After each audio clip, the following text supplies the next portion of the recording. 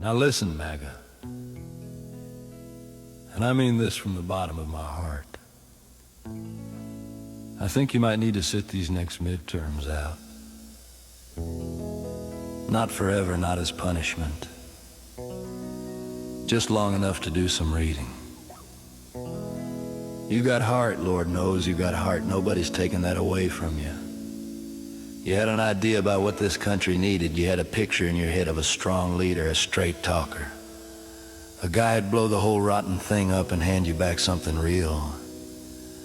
And I get that, I genuinely do. But here's the thing, friend. Trump bankrupted his own casinos.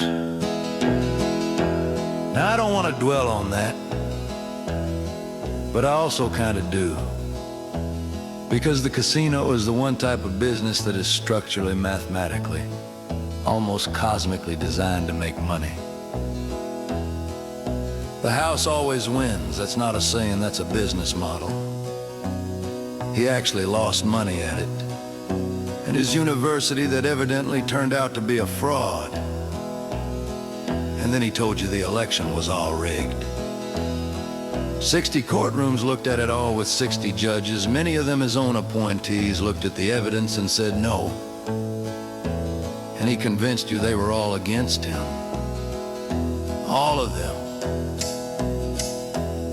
And you believed him. You even sent him money to fight it.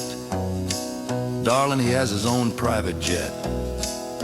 I needed you to know that felt important.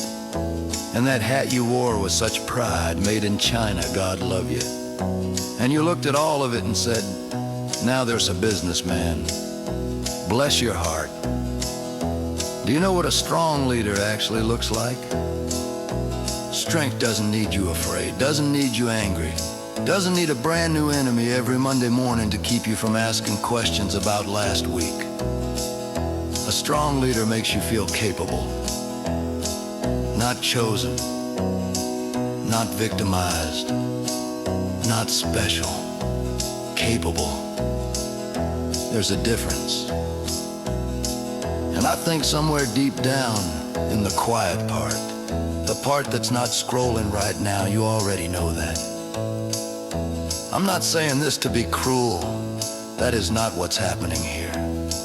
I'm saying it because this is exactly where the reading would have helped, and it's not too late to do it, so here's what I'd genuinely love for you.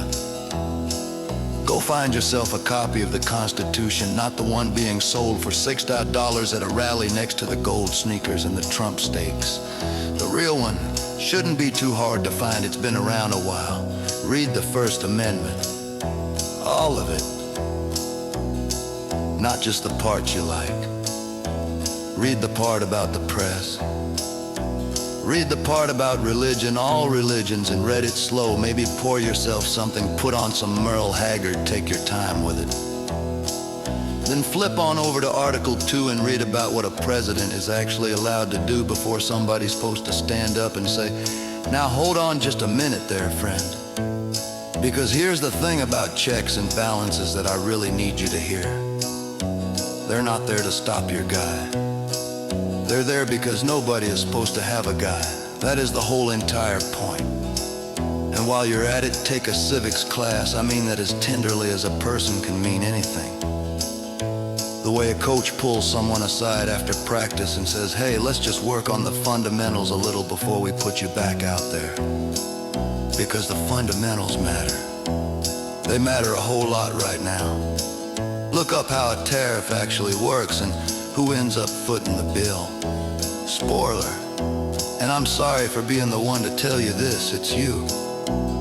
Look up the War Powers Resolution, what it is, why the founders cared so much about it. What happens to countries that stop paying attention to it? It's a genuinely riveting read. Almost as riveting as the fine print on a $60 Bible printed in China and sold by a man who couldn't name 3 books in it. Come back when you've done the reading. The rest of us will be right here waiting.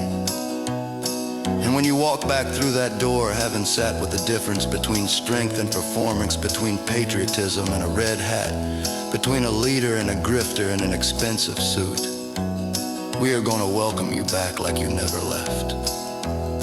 It just goes to show how bad of shape our education system really is. So no hard feelings, not even a little, 'cause that's what this place is supposed to be. That's the America First I'd genuinely love to see.